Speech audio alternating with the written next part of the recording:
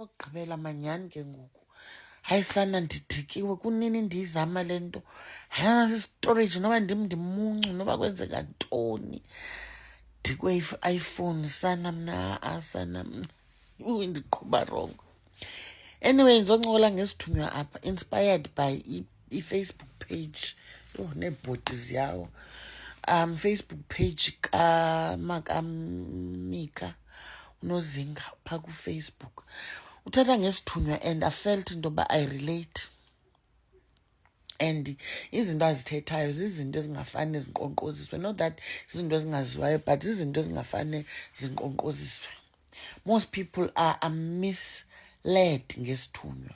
Uyayiva kuthiwe isithunywa sakho singxamile, qala ngaso ntoni. Uyayiva ke ngoku isithunywa asithwaselwa indawo kuqala.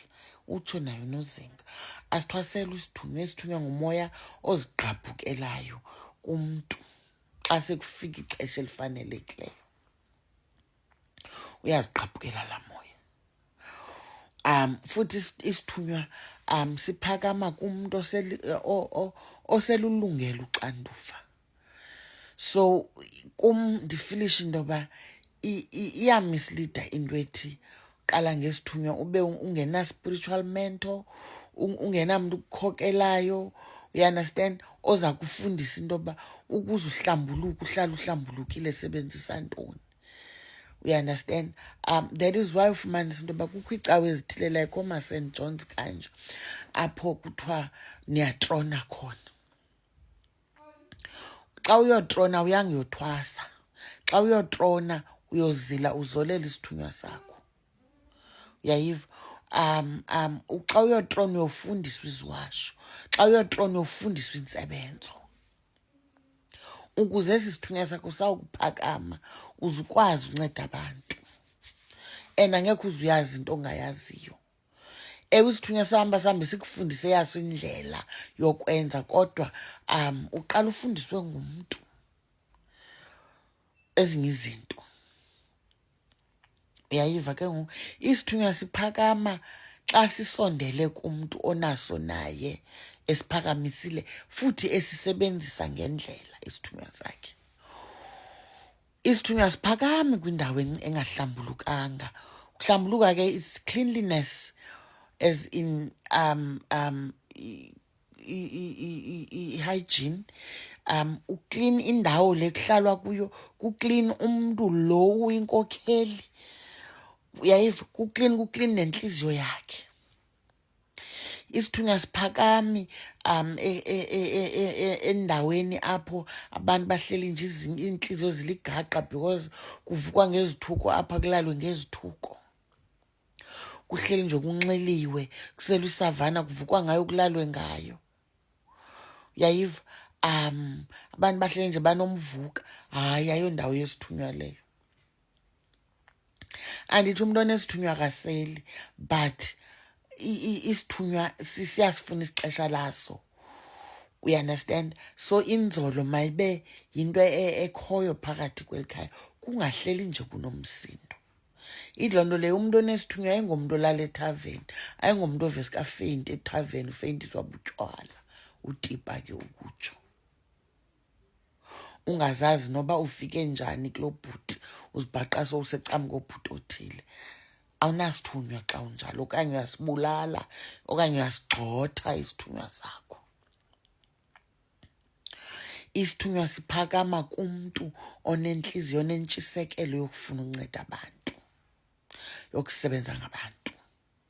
Isithunywa siphakanyiswa wawugqiba uyohlala kwakho endlini yakho eBeacon Bay, ulale kulaa bhedi yakho igomagoma le wawuyithengelwe kokwenu ngomtshato wakho ye-70,000.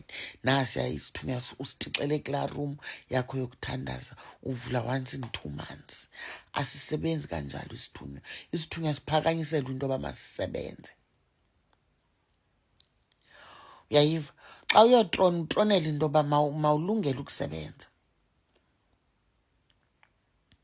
Sawuthi uze sisibone uba isithunywa sakho siphakamile, sibone ngokuthi sikuphathela abantu bokusebenza.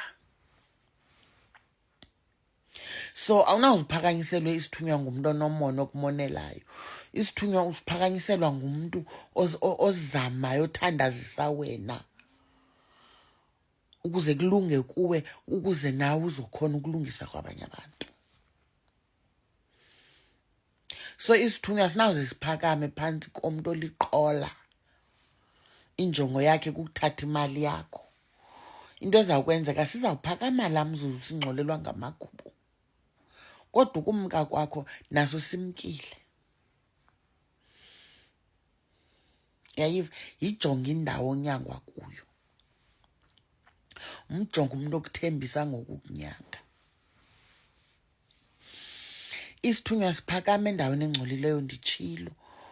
Uyayiva, ufike apha kulo mzi, laa nto ndithi mna ndisagula mna ndandiyijonga indawo xa ndifikile into yoba hey, xa uyayibona xhifilili, uyayiva, kwaloo magobo nguzawatyiswa apha ukhonyuluka, uyayiva. Ayingeni kamandi le nto, ucinga uba iza kuphilisa njani? Uyayiva, ugobela izambatho zakhe umprofethi lo, izambatho zakhe zinyukunyuku. Okokoko wayephakanyiselwa isithunywa ngo-19 donts, amehlo wanxitywa izambatho, azizange zaphinde zahlanjwa.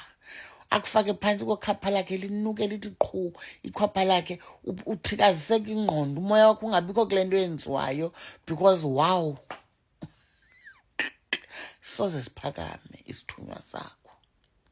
Isithunywa nantsi ke the most, le izandixabanisa nabantu abaninzi, asiphakanyiswa bubuKristu kuphela.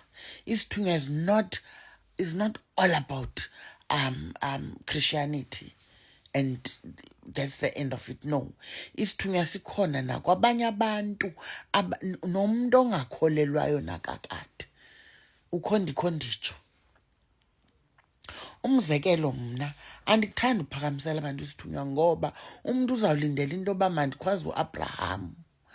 Mna kanti xa ndithandaza ndikhwaza abantu basekhaya, ndikhwaza abantu bakokwenu, wena mntu ndimthandazisayo. Ngowam umthandazo lowo, uyayiva. And ndiziva uba ndiyathandaza. Xa ndisexhantini lasekhaya ndiyanqula ndiyathandaza. Xa ndiphezu komzi omkhulu ndiyanqula ndiyathandaza, ndikhwaza amadoda okuxoxa, amadoda okugweba eli tyala. Xa ndiye kwaZizwelidala ndikhapha ikhaya baliyophuthuma amanxowa, ndiyothandazisa eli khaya ngumthandazo lowo. Uyayiva, ziyaphakama izithunywa. Akuthi ukuze kuphakame isithunywa ube kanti, uyayiva, imistake enkulu leyo. Ubuya ndiva kakuhle ngeba ndizama ukuthi zinintsi izinto esingaziqondiyo ngesithunywa, okanye esicinga uba siyazazi, okanye esiqhathwa ngazo, kodwa ubunintsi bukhulu bento ndizama ukuthi isithunywa sixhomekeke kuwe, asixhomekekanga kum. Ungaza kum ndikuncedise ukuphakamisa isithunywa sakho, but akukho mandla ndiza kunika wona mna.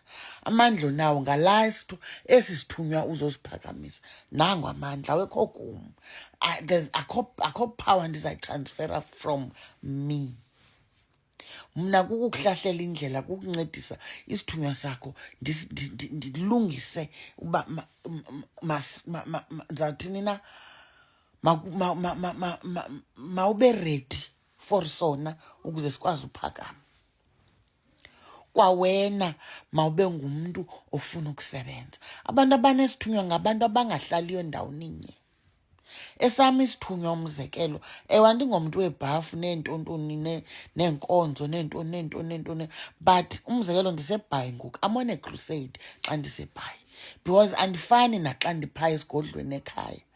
Yeva, zininzi izinto endizenzayo endingazenziyo ekhaya, endizenza ngemfesane when I'm on a crusade to Cape Town, to PE, to Johannesburg.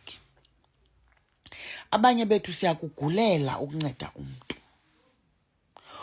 Xa uhleli indawo ninye uyatshiseka, ngaske uphume uye ebantwini. Ngumoya wesithunywa ke ngoku, ufuna usebenza lowo. Umuntu ofuna uhlala ndawo ninye, hayi baba, asidodobalisa isithunywa sakho, masicamakusheni bethu nana. Let's hope izawuposteka.